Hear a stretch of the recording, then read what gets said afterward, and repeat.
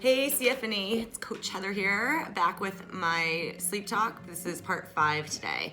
So something I find kind of interesting is that the average person spends about 36% of their lives asleep. That means that 1/3 of the time that we're here alive on the earth, we are switching back and forth between being, driving around Natick, going to CrossFit New England, raising our kids, doing all of our stuff, doing this. But we're going back and forth between that and then at night laying down, closing our eyes, blacking out, and falling into this, hibernative state of sleep. And we go back and forth between it. So what I want to talk about is why we do that. I think it's so interesting to figure out what is going on. We're just laying there doing nothing in bed every night, but there's actually a lot going on inside, obviously. So let's talk about what some of that stuff is.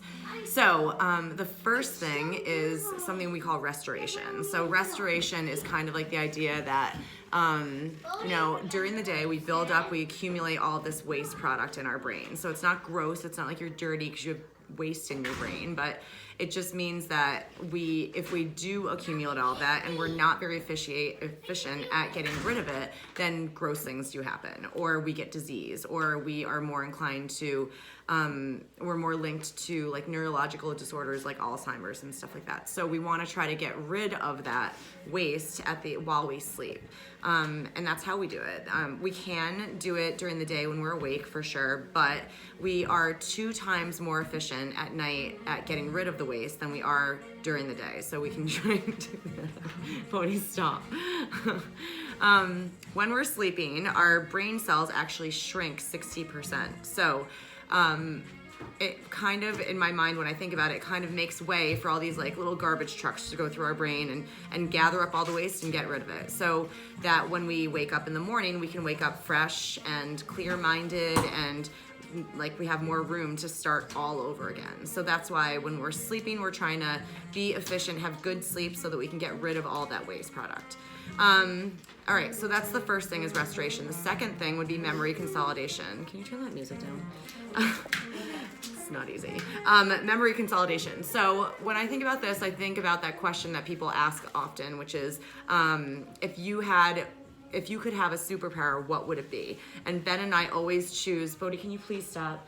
Ben and I always choose the superpower of memory because we always think that it'd be so awesome to be able to not forget anything, whether it's long-term memory, short-term memory, whatever it might be. So there's something called memory consolidation, which is basically the process that we go through to be able to maintain and strengthen our long-term memory. So a couple different kinds of memory. There's emotional memory, which is kind of like what I was just talking about, remembering things like what it felt like on your first date with your spouse or what your kids looked like when they were really little.